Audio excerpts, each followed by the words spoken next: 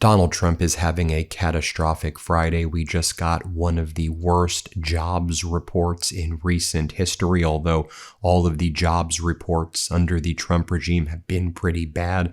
So Donald Trump right now is doing social media post after social media post saying, "I won the war, a must read, I'm the winner, Iran lost." I'll get to that in a moment, but let's look at this horrible jobs report. The U.S. economy lost 23,000 jobs in July, way below the expectations of around 80,000 to 90,000 jobs were expected to be gained in the month of July. Also, major revisions in May and June. May and June reports were revised down by a combined 103,000 jobs, so 103,000 less than what was previously reported. The unemployment rate right now is 4.1%. Wage growth right now is 3.2%, with annualized inflation 3.5% year over year. And the only reason why it's 3.5% is because the Memorandum of Understanding temporarily brought it down from the fours.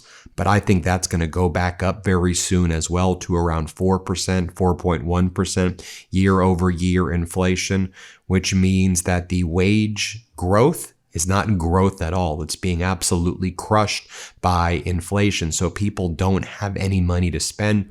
It's why they're tapping into their savings, and why you also see so many people on the brink of bankruptcy here in the United States. We have the lowest labor force participation rate since February 2021. And if you just look at the grim picture over the past 3 months, 6 months, 12 months, and the average job gains overall since Trump's took office, I mean, we are at basically no job gains at all. Or, in many cases and in many sectors, we're in job recession territory. I mean, you can just see all of the negative printouts right here, all the, red. You don't want to be below that horizontal line right there when it comes to job creation. So with this horrible jobs report, what are they saying on state regime media? How is Fox trying to spin this? It's ridiculous. Fox is saying this is great. This means that corporations will be able to make more money because they're shedding jobs. It helps their bottom line, and it may at least temporarily stop the Federal Reserve from raising interest rates, because you may need to lower interest rates or keep interest rates the same in order to try to spur job creation, although companies are not using the better lending ability to actually bring on more jobs. They're actually using it to build out data centers and to build out tech that replaces workers like AI. But here's what they're saying on Maria Bartiromo's show this morning. It's really offensive and disgusting. And this is what people just completely hate about this Trump regime and these oligarch domination of the United States. Let's play this clip. Again, a disappointing jobs report. Dow futures way up, doubling where they were before. I'm going to continue to dig through to tell you where the jobs are and are not, Maria. All right. Thank you, Lauren. 23,000 jobs lost in the month of July. Louis, you wanted a weak report. You got it. Was this too weak? No, not at all. When Palantir announced their earnings, they basically had record earnings by decreasing their sales force. So there's this AI productivity boom underway. And it's obvious what's happening. But no, this is great news. That's why the market's up. And now the Fed has an unemployment mandate. And so this is great news. And obviously, a lot of people disappeared from the workforce of the unemployment rate. More from state regime media here. As these numbers were being revealed, Maria Bartiromo and her co-hosts on this show refer to what's taking place as the Goldilocks story. So with this horrible jobs report, right, they're calling it Goldilocks, meaning just right. It's perfect. This is exactly what we wanted. Folks, these people are really sickos. They're really vile. They're really evil. I'm not trying, this isn't like a debate. No, these are evil humans who hate us, and they hate you.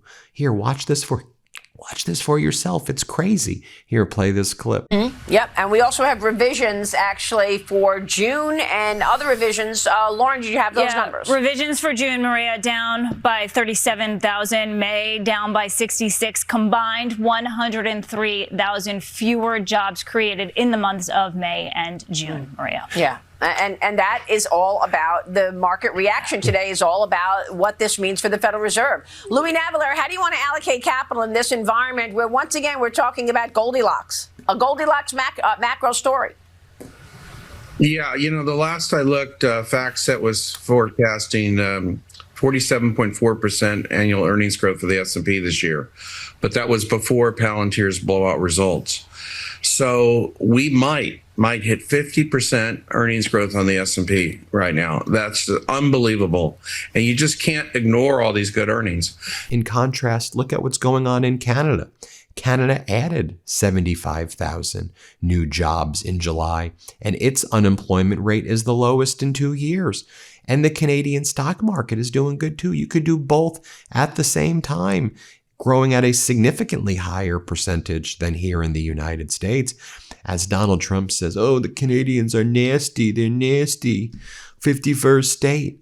Canada is being led by someone who's a former central banker, lead central banker in Canada and in England, and he is running the country efficiently. And that's not to say there aren't issues. That's not to say it isn't hard. That's not to say the tariffs don't hurt everybody, including Canada. But he's doing his best and he's being transparent with the people and he's behaving like a grown-up. How about that? Here you have Kevin Hassett not behaving like a grown-up. He's Trump's national economic advisor. And this guy's like the biggest liar. You've seen this scumbag before. I show you, a lot of videos with him. So he comes out after all these horrible reports and he just tries to act like, well, actually, we had 100,000 jobs we gained. The only reasons you see these loss, he says, is government jobs were lost, illegal immigrants. We cut down on illegal immigrants, he said, and we've lost hospitality jobs because the World Cup is over now. Really? That's you expect us to believe this crap? Here, play this clip. Jobs number is out for July. Employers are cutting 23,000 jobs last night. That's well below the number we were expecting to add, about 80,000. Unemployment rate did drop lower, 4.1%. Let's get a take on that now from the White House. Kevin Hassett, National Economic Council Director. Sir, good day to you, and thank you for coming back here. Great to be here. Just give me how do you read it? Strength, weakness, go. Yeah, so the strength is what we've seen before: construction workers, manufacturing workers, and so on. The weakness in this number were really just two things: government workers and a sort of rebound from all the employment we got from the World Cup, because the World Cup was ending. And so if you throw out the World Cup and the government workers, we actually had a number that was about plus 100,000, which is about what we... As I noted at the outset, more posts from Donald Trump 12 hours ago, 2 hours ago. He's posting this repeatedly. A must read. Donald Trump won the war in Iran. So that's where we're at. Do you realize how embarrassing this is for our country? I mean, think about what Iran thinks when they see Donald Trump post things like that. Trump won the Iran war. What do you think China thinks? What do you think Putin thinks? What do you think Kim Jong-un thinks? What do you think Xi Jinping of China thinks? I'll tell you what MBS in Saudi Arabia thinks. Saudi Arabia just entered into a military alliance with Turkey. They already had one with Pakistan, and they announced any strike on Saudi Arabia is a strike on Turkey and Pakistan in order to try to deter the Houthis, because the Saudis believe they were protected by the U.S. security umbrella, which doesn't exist anymore. So now they need Turkey's help and Pakistan's help in order to try to stave off a Houthi attack within Saudi Arabia. People view the U.S. as so utterly weak and unreliable. I mean, what do you even think the European Central Bank thinks when Treasury Secretary Besant unloaded all of these euros in order to prop up the Japanese yen without even telling the European Central Bank? I mean, just think the U.S. screwed over the European Central Bank, sold all of these euros to fund billions of dollars to prop up the Japanese yen, to prevent the Japanese from selling American treasuries so that the yen doesn't fully collapse. It's like the craziest Ponzi scheme and everybody sees it. And our corporate news is like, oh, it's Goldilocks. It's just right. It's Goldilocks. Pete Hegseth, the Secretary of Defense, who couldn't even run a small veterans nonprofit group without mismanaging it. And now he's in charge of the Defense Department and he calls it the Department of War. He posts, Trump won the Iran war. It's so damn pathetic. It's so damn pathetic. Trump gave an interview with Punchbowl. That's a news entity that covers Capitol Hill. And Donald Trump's main point on this Punchbowl interview, data centers in everybody's backyard. That we need to put a data center right in your backyard, right in your community. It's liquid gold. If you want to be rich, Trump says, listen to him, you better have a data center. It means lower taxes for you. It means better quality of life. You need a data center in your backyard, as Donald Trump is invested in all of these data center and data center adjacent companies. He's such a sick, vile piece of, you know what I'm going to say, trash. Play this clip. Data centers going. So if I were a governor, I would want data centers so badly. I'll cut taxes. I mean, taxes are going to go way down because this is a tremendous source of income. Two more quick questions. And we can't let China beat us at this. You know, a lot of people think that the campaign that's being put on is being paid for by China. A lot of people and do. We have President Xi coming here in a couple of weeks, and we're going to have a great time, but I'm going to talk to him about it. But I don't blame him. You know, we do things and they do things. But a lot of people think that because they are losing to us in AI. More on Donald Trump saying data centers need to be put everywhere. Let's play this clip. I saw Texas the other day sort of is against data centers. I think it's a mistake. And I'm not taking positions, or I just think it's a mistake because there are other communities that want it.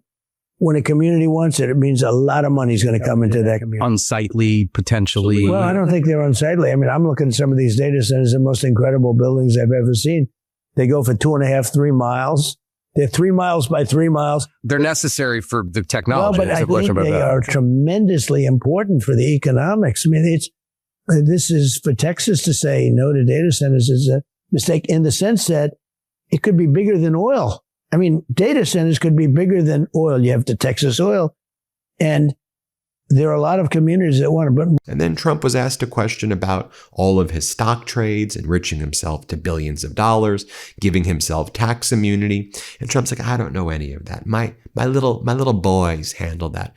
My little kids. You know how he treats Eric and Don Jr. like they're some like little children running around? These are grown adults who are clearly involved, in my opinion, in these various machinations and schemes with Donald Trump. They're good kids. They're good kids. If Donald Trump says they're good kids, we know that these are the worst, most vile, sick things. And they carry the sickest, most disgusting last name imaginable that will go down in history to be the most despicable, stained word imaginable, Trump. Here, play this clip. But they want to do a bill. And in the bill, they want me to be different than everybody else. So you're against that, it would sound like. Well, I don't mind putting it in a blind trust. I don't run my stuff anyway. I let my kids run it. And I never talk to them about things. If they want to go into, they're not involved in government. I don't talk to them about government. I don't talk to them about much other than to say, I love you kids. You know, they're good kids. But we don't want to see China take over crypto. I don't want to see China win with AI. Now, I found this notable as well. This didn't get a lot of attention. That Trump will be hosting mining CEOs as the regime seeks minerals for defense supply chains. They're doing a mining CEO meeting right now. That's what they're doing, mining CEOs. While the American people are in a jobs recession, the mining CEOs are coming to town. And the regime media says that we're in a Goldilocks economy and things could not be any better right now. Let me show you this clip of Trump before I get into this article where he says the economy, he should get a 150% mark, that the economy is not just 100%, it's 150% good. Here, let me just play this, and then I'll go into the mining CEOs. Here, play this clip. No. And it's because of me. Biden was against all this. I don't think Biden had any idea what it was. But our country right now is doing better than it's ever done. You know, when I see polls on the economy, I should have I should have 150%, not 100%, Well, yeah. because we have the greatest. This is the golden age of America. What's being built now in this country has never, ever been built. And we are literally in the golden age of America. And You know what's notable, though, when I looked at this mining CEO article in Ground News, and it's being mostly covered on the right. And by the way, this is one of the reasons that I use Ground News. And it's a research tool that I use every morning when I prepare these videos. And they're probably the best tool I use to help me stay objective in my reporting. You see, Ground News is an app and a website that pulls in thousands of articles from around the world. It organizes them by story to show you how the left, center, and right are framing the story differently. It shows you if corporate conglomerates are behind the story, if independent media is behind the story. It lets you compare reporting on the same issue in one place from different sources so you can draw your own conclusions. Like in the article I just shared with you, I was surprised there's no one on the left covering that these mining CEOs are heading to the White House at the same time Trump has just made our economy as horrible as it's been with this horrific jobs recession taking place.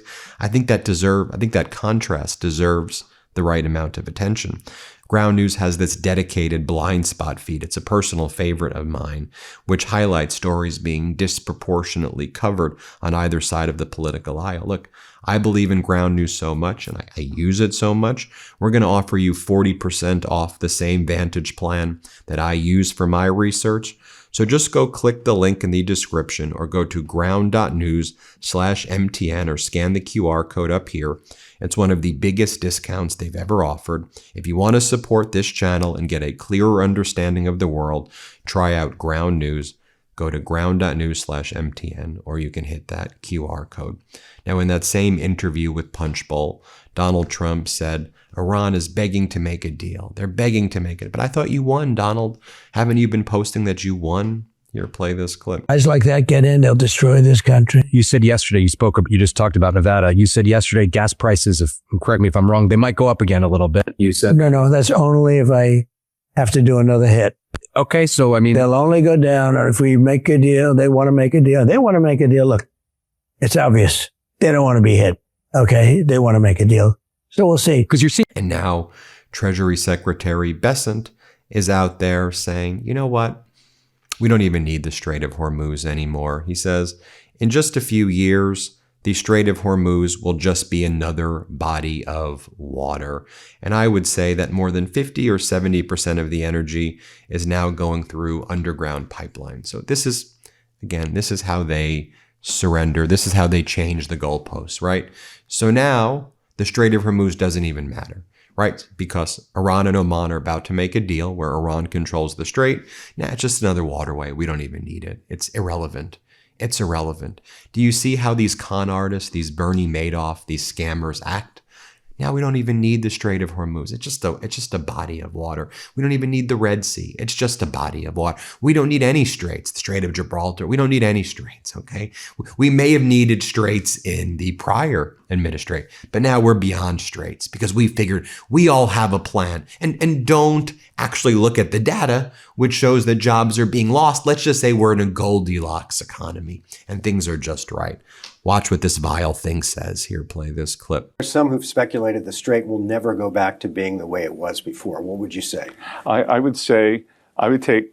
think they're saying that in a doomsday sort of way. I would say it in another way. The strait is never going back to the way it was because the Iranians have used or tried to use it as a choke point. What we are going to see over the next 2 years, the strait's going to become irrelevant. It is going to become just another body of water. And I would say that more than 50 or 70% of the energy that moves through the strait now is going to go through underground pipelines. And then Bessent says his foot is on the throat of the people in Iran, and they're really struggling right now, and everybody's scared of us. Play this clip. We're never going to let them have a nuclear weapon. Right. We had Epic Fury, which was the kinetic portion. At Treasury, we did Economic Fury. What goes little publicized is, on the kinetic side, Air Force is wiped out, Navy is wiped out, a big portion of their missiles, more importantly, their missile production. On the economic side, we have them by the throat, and they've got 150, 180% food inflation, not able to pay the troops. So I think shortly, maybe even today, tomorrow, we are going to see an agreement, 30, 60-day ceasefire, and Strait will be open. Energy prices should come down. They're really scared of us. Okay, no wonder Saudi Arabia needs to make a deal with Turkey right now. They're really scared of us. No wonder the Wall Street Journal just reported that U.S. intel finds that Putin could test NATO's resolve with a limited incursion, and now it's believed that Putin is not afraid to strike NATO as he sees utter weakness in the U.S. and that the U.S. has depleted its interceptors and its ATACMS and the HIMARS. Yeah, you think they're scared of us, Besant? Despite international sanctions, North Korea just generated an estimated $22 billion in foreign revenue between 2022 and 2025 through arms sales and military support to Russia, as Kim Jong-un does ballistic missile, cruise missile, and other tests and brags about their nuclear arsenal on a daily basis. But you don't hear a peep from our corporate news about that. You don't hear a peep from Trump about it because they're weak. But you'll hear about it here on the MeidasTouch Network. That's what's going on right now. We'll keep you posted every step of the way. Hit subscribe. Let's get to 7 million subscribers. Also, check out WTF America, the book I wrote with my brothers. It comes out October, but the pre-orders are really key, the publisher says, and we have really good momentum on the pre-orders. So if you're planning on getting the book, if you pre-order it today, it goes a long way. And it's really helpful for all of the planning about where we do the book tour, how we promote the book, what we need to be doing better. So if you're planning on purchasing the book in October, can you do the pre-order today? And you could Google it and just search WTF America. Make sure it's the book by me and my brothers, because sometimes people are trying to use the name now. So just check it's by the Meiselas brothers, by Ben, Brett, and Jordy. Or we have a link in the description below, okay? Thanks for watching. We appreciate you. Before you go, our book, WTF America, is available for pre-order now. It's the story of how we got here and how we fight our way back. To pre-order, scan the QR code or click the link in the description. Let's do this.